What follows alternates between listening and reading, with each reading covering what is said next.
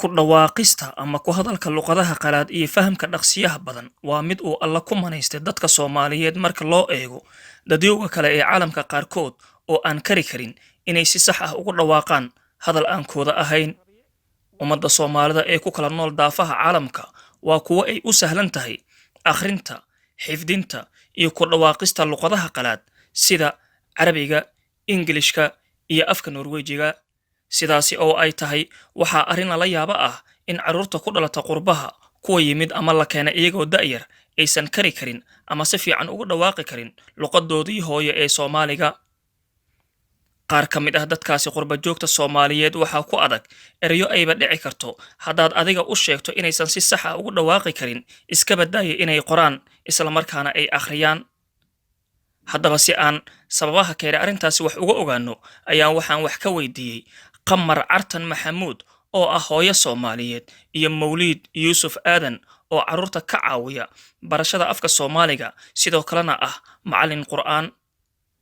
Ugu horreyn waxaan weydiiyey maxay Soomaalida qurba joogta carruurtooda ku dhalata wadamada reer galbeedka ugu adag tahay ku hadalka afka Soomaaliga. أنا وقت بدن بان كشقيني إسكولات كا إيو مساجد إيو دكتور قرآن كا إيو واحد بدن بان كأروريي دورنتي معها وحال كان يقصو كوبي كارو لكن نمبر كو أنا واحد إلى تهاي وأنا جر رأيي جيجا إن قف كرنا وإيجا بدلنا كرا هرت مركب كوبات والد إنه يقانو اللغة ودن كأوتشوج ومهم والد كاس اللغة وصنو استعمالنا عرور كإنه وقال ده أفكان وصابرتي ومعلم كي ودن كأول شيء وسوي لكن u isticmaalo cunuga inay isku fahmaan oo mesela caruurkaaga iskuul ka yimid marka iskuul ka yimid mid kala soo wacay ha cabdi ma fiican tahay ha ama cali ama faarax ama waxa rabo magacu rabo ha lahaado niyahow waxa cunugaas kala ku hadlahay ma maqlayso hooyadu ama aabaha caruurka la jooga laakiin kii la fadhiyay baa wuxuu yiri okay fiscal motor imogan kala ka sotten atermidday waxaan bari kulmaynaa 17 ama 5 galabnimo hooyadii ama aabihii waa inuu dhihi karo maya kulmi maysiine bari 5 galabnimo waxaad leedahay barnaamijkaas iyo barnaamijkaas lagsii iskuulka inaan ka shaqeeyo barnaamijkaas ay bari 5 leedahay ballan ma aadi kartid hooyo waana annagii ku ballanay af Soomaaliga guriga in looga hadlo maxaa af Soomaaliga guriga uga hadli weyday cunugu markaas wuxuu ogaanayaa inaysan luqada Norwejiga Swedishka Ingiriiska Germanigu aysan u noqonin wax uu ku dhuuman karo aniga waxay ila tahay ilma waxay ugu adag tahay inay af Soomaaliga ay ku hadlaan guriga markii ay joogan inta badan waxay ku hadlaan afka Norwejiga. Sidoo kale waxaa jira ilma iyagoo afka Soomaaliga si fiican ugu hadla yaqaanay qurbaha la keeno markii ay halkan ku weynaadaan kadib ay ku adkaato inay si fiican ugu hadlaan afka Soomaaliga isla markaana si tartiib ah afka u dhumiyaan kuwaasina maxaa sababa ayaan mar kale weydiiyey. Kii waan garanay waddanka ku dhashay kaas way waqti iyo process iyo nidaam u baahan yahay horta afkiiba in la baro tu isbarokli bamba la yiraahdaa caruurta labada luqadood leh kii asagoo luqada yaqaanay yimid 6 jir 7 jir 8 jir 9 jir 10 jir iyo wixii ka weyn waa qof ku hadli karay afkaan wax badanna kunskab iyo aas fiican u lahaa ilmahaas waxaan aragnaa marka anigu waxaan kamid ah dadka ka shaqeeya mushmoolka waxa la yiraahdaa anagu waxaan la kulanaaba waa caruurtaas iyagoo si loogu caawiyo luqada waddanka afkii Soomaaliga ilmahaas marka luqada waxa ka dhumiya number 1 waxa weeye wadanka ay yimaadeen waxay soo galeen hir badweyn luqa kala ah oo xisaab leh natuur faag leh samfuunis faag wax leeyahay maadooyinka iskuulka cunuga inuu la qabsado koow saaxiibadii uu samaystay inaysan xamanin aysan mobbing garayn ama aysan caayina uu shakhsi kasta wax kasta oo ku fahmayo wax kasta oo ku hadlayo inuu fahmo marka فكسير حوج له أما بريورت وحي بقول ساران لغة أي جمادين والد كمركا وإني أيسن هالمامنين مركا يقولي جمادان عرورك إني بوجاج يرو أخريان إني هلان إلا يراه هذا أوكي ده جوري عادي وحل السجوع على الصومالي اللغة حلو أيوة يكفر سد بدين كي يقول علي والد يقول علي علوقة توضنك لأنه عرورك يزوح بقول ريدي يقانا في الصومالي كفلان مركا ماذا في الصومالي كفلان ويقانا إنه أزي هذا ما هني inaysan afkii ka dhuminin numberka koobaad numberka kale oo muhiimka ah waxa weeye oo Norwegianku iyo dadka Europeanku ay ku taliyaan oo caankana iska ah waxa weeye cunuga labada luqadood leh waa ka fursad badan yahay cunuga halka luqad leh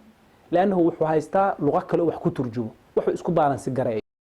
haddii aan dib idin xasuusiyo waxaa jiray caado soomaalida ay isticmaali jirtay oo ahayd in carruurta aan beerka la siin si aysan carabgajo u noqon si la mid ah bunka cunugii cunaa waxaa la oran jiray qur'aanka ma xifdiyo carruurta halkan armay bunkii iyo beerkii ay ka dhargeen waxaan weydiiyey macalin mawliid yuusuf aadan wallahi waa su'aal muhiim ah waxaa jiray yani waxyaalo soomaalida warkii hore dhaqan ahaan kulley waxaan lama qorin laakiin beerka iyo bunka iyo waxyaalo la yiraahdo carruurta carabkay ka adkeeyaan ama laga ilaalin jiray kulley waa in kastoo goboladana ku kala duwan yihiin waxyaalaha carruurta la is yiraahdo waxbay u dhibaan waana aaminsanahay inay tahay wax dadkii hore nololihii ay soo tajribeeyeen kamid ah noloshuna waa tijaabo wixii aan waxyi iyo quraan ahayn marka wadankan laakiin qurbaha beer iyo bun midna lagama helo carruurtuna ma isticmaalaan waa mida labaad carruurta carabgaja maahan luqada Norwejiga ay ku hadlaan waxaana keenaya saaxiibada badan oo carruurta ay kula hadlaan inkastoo ay muhiimad weyn leedahay carruurta in la baro afkooda hooyo kuwa aan ku hadli karin ayaan weydiiyey ka waalidiin iyo macallimiin ahaan waxa uga qorshaysan iyo xalka looga gudbi karo waa in aan loo ogolaanin ilmaha markii ay guriga ay joogaan in aysan ku hadlin afkooda af aana ahayn taas ka waalid ahaan waxay naga caawin kartaa ilmaha in aysan dhuminin afkooda hooyo Allahna waafajiyo qof halka si gaar ah u hayana ma jiro waxaan muhiim ah inaan ogaano qof walba arintaas qaybtu ka qaadan karo inuu ka qaato maadaama ay tahay baahi guud laba waxaa loo baahan yahay community iyo jaaliyad isku xiran oo xaafad kasta ay leedahay local ay ilmahooda isugu yimaadaan oo isku arkaan lambar 3 waxaa muhiim ah horta inaan fahanno ilmaha Soomaali dad waaweyn ma bari karaan haddii xataa guriga looga hadla kaliya la yiraahdo laakiin waa inay helaan ilmo kale oo ay la sheekaystaan waa in la sameeyo fursad ilmuhu ay isku arkaan oo yani ay ku kulmaan markay kulmaanna waa inay helaan buugaag yar yar oo ay akhristaan oo ay markaas looga sheekeeyo waxyaalihii taariikhaha sheeka xariirada cigaal shiidaad kada dhagdheer kada hebel waxyaalahan cunuga uu Soomaaligii helo waxaa dhankayga bidix fadhiyo Irshaad Axmed Rabiic waa 8 jir ku dhashay dalka Sweden laakiin ku soo barbaaray magaalada Bergen ee dalka Norway waxaan weydiinayaa haddii uu afka Soomaaliga ku mahmaahi karo